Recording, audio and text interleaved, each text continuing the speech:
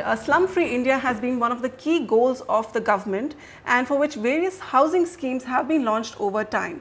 But improper documentation has meant that housing for the poor never reaches the beneficiary.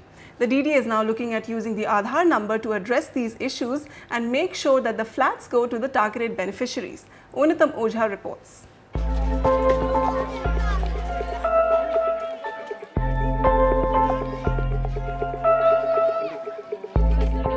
Anju and her family have been living in this slum not very far from the heart of Delhi in Punjabi Bagh for the past 32 years. With hardly any space to accommodate a family of 8, Anju applied several times for a DDA EWS flat. But every time she applied, it was either the slumlord or some middleman who ended up owning the flat that should have actually gone to her, as these middlemen would either fake or forge the required documents. 54 झुग्गी गिनती में है और बाकी जैसे जिनके बच्चे बड़े हो रहे हैं, फैमिलियां हैं, वो अपने वैसे ही गुजारा कर रहे हैं। राशन कार्ड है उनके पर वैसे ही गुजार कर रहे हैं वो, लेकिन वो उसमें गिनती में लिस्ट में ले ही नहीं रहे। 10 झुग्गियां हमारी यहाँ से अभी तोड़ी गई हैं, उनको भी अभी नहीं बसाया है।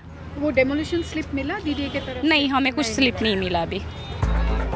DDA issues demolition slips every time a slum is demolished, and on the basis of these slips and photocopies of documents like ration card and voter ID card, flats are allotted to slum dwellers.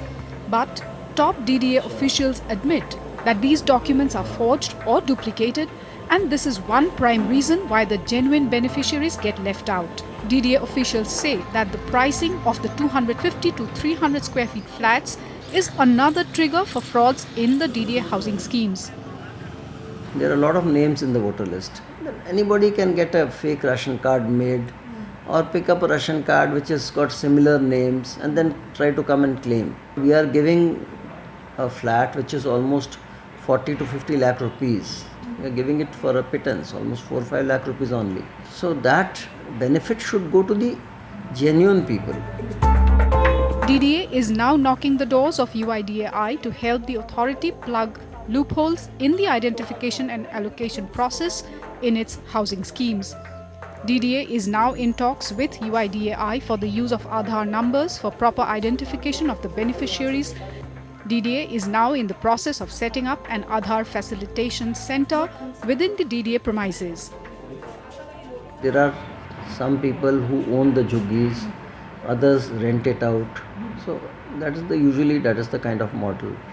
So there are a lot of vested interests who get involved, who then try to collect these slips from these people, pay them off a small amount and then come and claim those flats or plots from us. So we are interested that the actual beneficiaries should be identified first.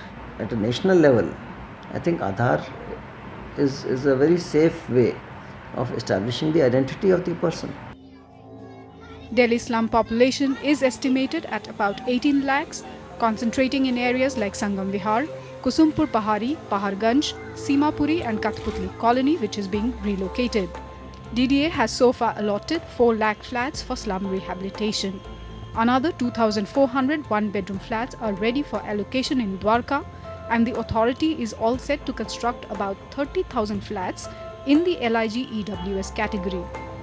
In view of the Supreme Court ruling that Aadhaar numbers cannot be made mandatory for social welfare schemes, DDA is planning to restrict the use of the number only to identify the beneficiaries. In New Delhi, Onitam Ojha, NDTV.